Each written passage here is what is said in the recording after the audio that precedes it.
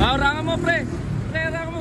Hinarang ng mga tauhan ng Special Action and Intelligence Committee for Transportation ang AUV na ito matapos nitong dumaan sa EDSA busway sa Main Avenue Station sa Quezon City kagabi. Pero kahit dumami na ang mga enforcer na pumipigil, tuloy pa rin ang andar ng sasakyan.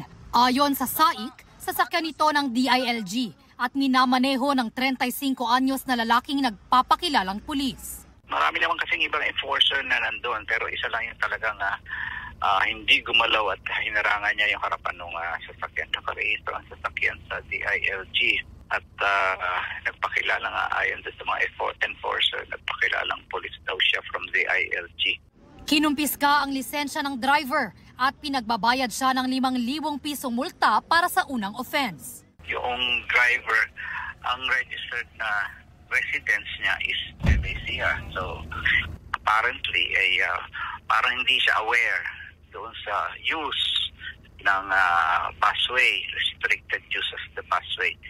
Hindi na nakuna ng pahayag ang driver na pinakawalan ng SAIC matapos tikitan. Sinusubukan naman namin kunan ng pahayag ang DILG. Kagabi, 40 na ang sinita ng SAIC dahil sa iligal na paggamit ng EDSA busway dito sa Main Avenue Station.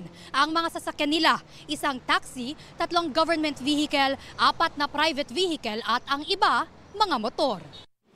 Ayon sa DOTR, may ilang sasakyan lang na pinapayagan makadaan sa EDSA busway, gaya ng mga nasa duty na ambulansya, truck ng bumbero at PNP vehicles, pati ang 5 pinakamatataas na opisyal ng gobyerno.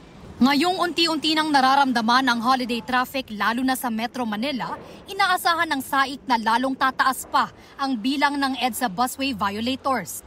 Pinag-aaralan na rin daw nila ang posibleng pagtaas ng multa para sa mga violator. Nag-uumpisa na ang holiday rush hour at maraming pinipilit na gumamit ng busway kahit hindi sila authorized. Ito ang unang balita. Bea Pinlac para sa GMA Integrated News. Kapuso, huwag magpapahuli sa latest news and updates. Mag-iuna ka sa balita at mag-subscribe sa YouTube channel ng GMA Integrated News.